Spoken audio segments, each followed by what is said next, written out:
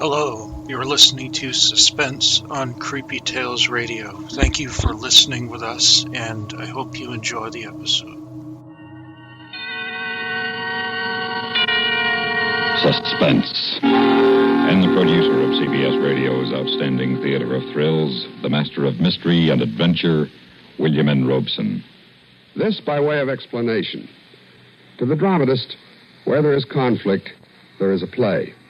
The conflict, the naked emotions, the tragedy which occurs in the psychoanalyst's couch, therefore, is fair game to the playwright. But there cannot be a play without a protagonist and an antagonist. In the play you are about to hear, the antagonist, the bad guy, happens to be the doctor. But let the AMA and the APA note, we do not wish to imply that all psychiatrists are heavies, nor that psychoanalysis is nonsense.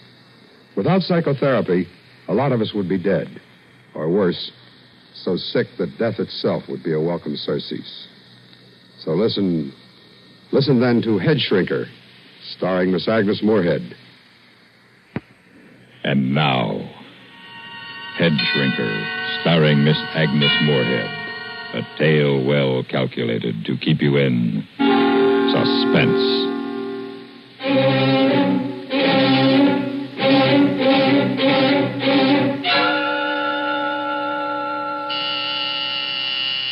The doctor will see you now, Mrs. Ellender. Oh, thank you.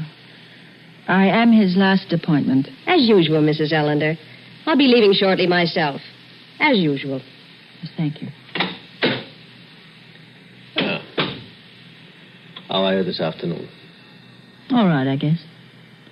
The couch, or may I sit down? The couch, I think. Your associations seem to flow more freely on the couch. All right. You're the doctor.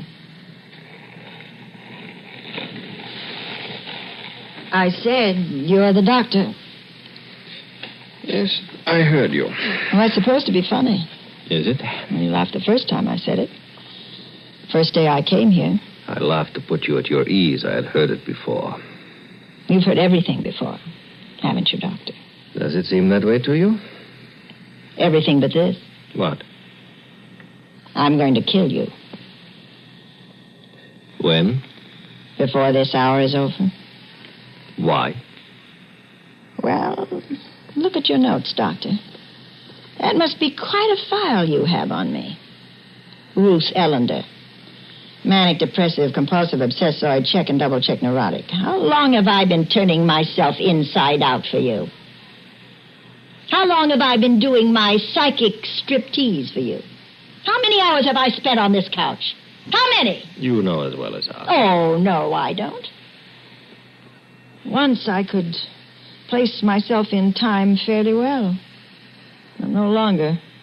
Now there is no time. Now there's nothing but 5 o'clock to 5:45 every afternoon, Monday through Friday. The other 23 hours and 15 minutes of the day, I don't know where they go. And Saturday and Sunday. What do you suppose happens to me on Saturday and Sunday, dear doctor? This is a phase of the treatment. Oh, yes, I know. Transference, it's called. To be followed by counter-transference. And when that is completed, I'll be a whole person. But hasn't the transference gone a little bit too far? I don't know any place where Freud suggests the weekend is a particularly effective time for transference. What happened to those weekends, Werner? What happened to the Saturdays and Sundays of my transference? Each patient requires his own kind of treatment. And some other patient needs the weekends? Is she as pretty as I am? As intelligent? As sick? If you're dissatisfied with the progress of your therapy, you are free to quit at any time. Quit? Werner, I can't quit. You know I can't quit.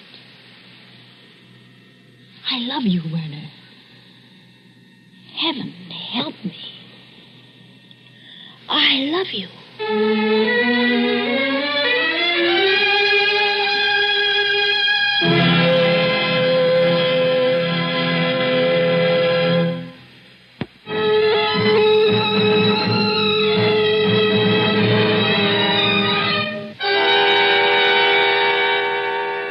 Love. I said I loved you. What is love, Doctor? What is it to you? What is it to me? What is it to me? Always you answer a question with a question. There was a Greek who did that once. Socrates? That's right. You're a lot like him, Doctor. You know what happened to him. And why? Aren't you projecting? Projecting? I gave up, little boys, when I stopped being a little girl. You were speaking of love. I was a little girl once. I was Daddy's little girl. I'd run down the walk to meet him in the late afternoons, just screaming, Daddy's home. Daddy's home. He'd sweep me up in his arms and kiss me, and his cheek would be scratchy against mine, and his mustache would tickle, and he smelled funny, but nice. Sweaty in the sweet, bitter breath of a pipe smoker. The smell of a man. Oh, we had so much fun together. In the evenings, I'd curl up in his lap while he was reading the paper. He never minded a bit. Daddy? Dear Daddy, you know what I'd like to do next Saturday? I'd like to go to the beach with you. Will you take me, Daddy? Will you? We'll go down early in the morning, and we'll stay all day, and we'll have lots and lots of hot dogs. And... oh, no, Daddy. Just you and me. We don't want Mother along. Oh, why did it stop? Why can't I sit on your lap anymore, Daddy? Why? Why, Daddy? Why, Daddy? Why? Give you something to quieten you. I don't want to give you shots. I don't need your fancy magic medicine with the unpronounceable name. I want my Daddy. I want it to be like it was before. Before? I want it to be like before I was 11 or 12. Before he changed. He changed suddenly, you know. All at once, he wouldn't let me curl up on his lap anymore. He'd push me away and tell me I was a big girl now.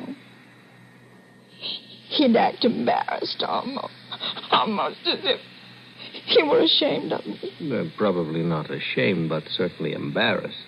You see, you were growing up. Well, I didn't want to grow up. I didn't ask to grow up. I wanted to be Daddy's little girl. That's all I ever wanted. I didn't want all those boys in school. And later, they smelled like milk. Milk that was turning sour. Yet you married one of them? Yes, I married one of them. He called me his princess. And he was my knight on a white horse. And we were married in church. I was a June bride, and Daddy... yes, Daddy gave me away. And I was Mrs. George Ellender. I wasn't a princess anymore. And George wasn't a knight on a white horse. It wasn't like the fairy stories where they lived happily ever after. Those stories don't tell you about sinks full of dirty dishes. They make no mention of the sleep smell of the dawn embrace and the painful tedium of getting to know someone after you're married to him. But we made it all right. We got through that first year. We played house. I called him Daddy, and he called me Mummy. We thought it was fun. Well, it was fun. And you changed all that. You wakened me. You taught me reality. You opened my eyes, you and your psychoanalysis. Why did you pick on me? There were other women at that party where we met. Lots of them. Nice, juicy, neurotic ones. Why me? You sought me out. Oh, come now. I arrived at that party in the best of health. Left it a very sick woman who could be made well only by you. You convinced me that I was leading a meaningless life, that I was unhappy and maladjusted and immature. You assured me that I would only realize my fullest potential through psychoanalysis. You practically begged me. No, you seduced me into becoming your patient. You came here of your own free will. That first night, when you took me to dinner, I didn't know then. Well, how could I that no ethical analyst would have suggested such a thing? Well, I thought it was part of the therapy. Well, I was so easy for you, wasn't I, Werner? It must have been very little fun for you, really. No struggle. Poor Werner. I took away your sense of conquest, didn't I? But I gave you everything else. Everything. Willingly. I loved you, Werner. You were a god. My god. Your pipe, your beard. You were... Daddy? What a contemptible thing to say. What an evil, dirty man you are. You see why it has become impossible for you to continue as my patient. Yes.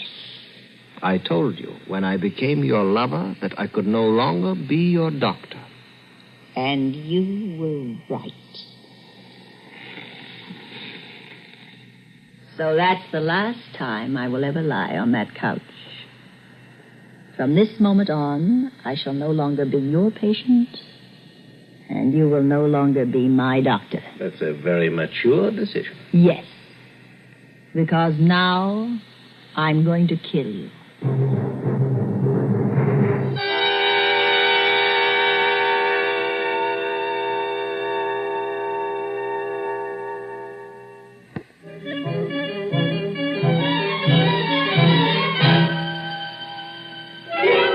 That gun is loaded? You think I'm just acting out my aggressions? I'm not that sick, dear doctor. This gun is loaded. You have considered the consequences. All of them. If you take my life, society will take yours. They won't get a chance. There's another bullet in this gun. Several. I could ring for help. Oh, go ahead. You'll be dead when it gets here. You are quite determined to kill me? Quite. And do you feel qualified to judge, to condemn, and execute another human being? As qualified as any other woman who has been rejected by the man she loved and found him to be not worth her loving. Oh, don't you think this comedy has gone far enough? It is a comedy, isn't it? And you're the comedian. The apostolic descendant of Sigmund Freud. From all our sins, dear Freud, deliver us. Thy will be done. Deliver us not into our id, and forgive our ego, for thine is the power and the superego forever and ever. And little bearded Werner is thy vicar on earth. Oh, you are becoming hysterical. Put the gun away and get hold of yourself. I'm enjoying our little comedy. And my hour isn't over for 12 more minutes. It is my hour. I'm paying for it. You're insane. Insane is a legal term, not a psychiatric term. Remember, we learned that early on the couch. There is no such thing as insanity, only varying degrees of adjustment to reality. There, see how well I know my lesson? See what a good patient I've been? But you were not just a patient. You were so much more to me. You made me a man. Yes, I know, so you told me. But you didn't tell me about the one before me. The one who tried to commit suicide after you refused to continue therapy. How did you... Oh, I've been doing a little checking. Very interesting, the things you hear around town when your name is mentioned. You know, Werner, you aren't very highly thought of in this community. What do you mean? I'm surprised no one has named you as a correspondent in a divorce case yet. How many of your patients stay married after you're through with them? What is it you have against marriage, Werner? I cannot be responsible for what a person does once he learns the truth about himself. Of course you can't. A surgeon can be held responsible if he leaves a pair of pliers inside a patient after an operation. An obstetrician can be held responsible for a bungled delivery, but you can't be sued for a ruined life. Oh, it's a great out you have. The patient did it himself. Well, name me one patient you've made happy. Oh, psychoanalysis does not guarantee happiness. Now you tell me. It seeks to help the individual to adjust to reality. There's no such thing as happiness. That's not what you said. There once. is only absence of angst. Translation, please. Angst, anxiety, fear. A person can function normally only when he has rid himself of fear. What are you afraid of, Werner? Me? Nothing. And why do you hide behind that beard? Well, Aren't you afraid to look like other men, lest people realize that's all you are, just another man? No, of course not. And why do you use your analyst couch as the Lonely Hearts Club? Can't you meet women any other way? Ruth. Are you afraid to compete with other men in the world of women? Ruth, please don't say things like that. Why? Because they're true? Are you afraid of truth, Werner? Of Ruth, reality? You said once you loved me. Oh, so I did. And you said you loved me. And I believed you.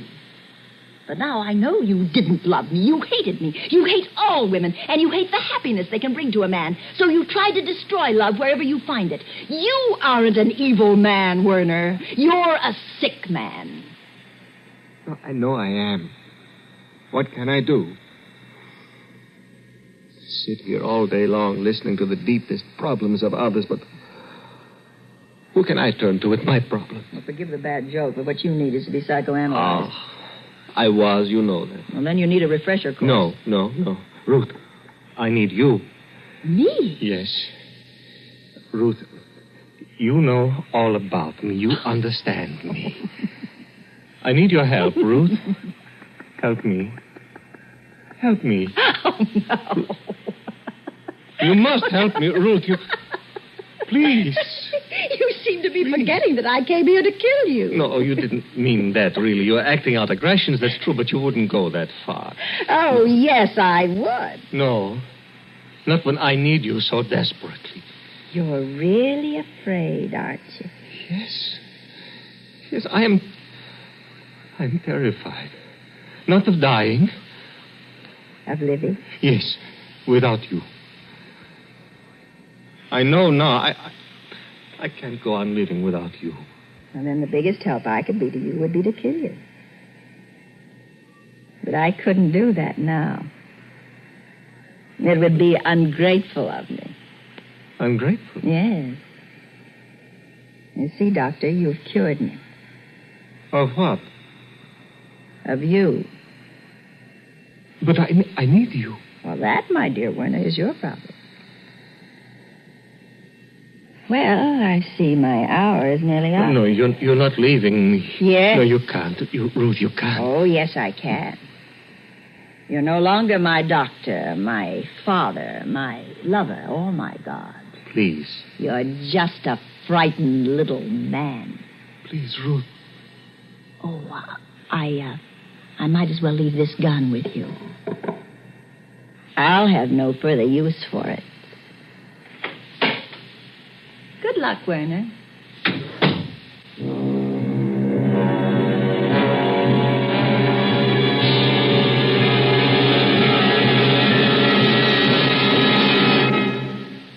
Suspense, in which Miss Agnes Moorehead starred in Headshrinker, written, produced, and directed by William N. Robeson. Supporting Agnes Moorehead in tonight's story were Lawrence Dobkin and Paddy Gallagher. Listen. Listen again next week when we return with another tale well calculated to keep you in suspense.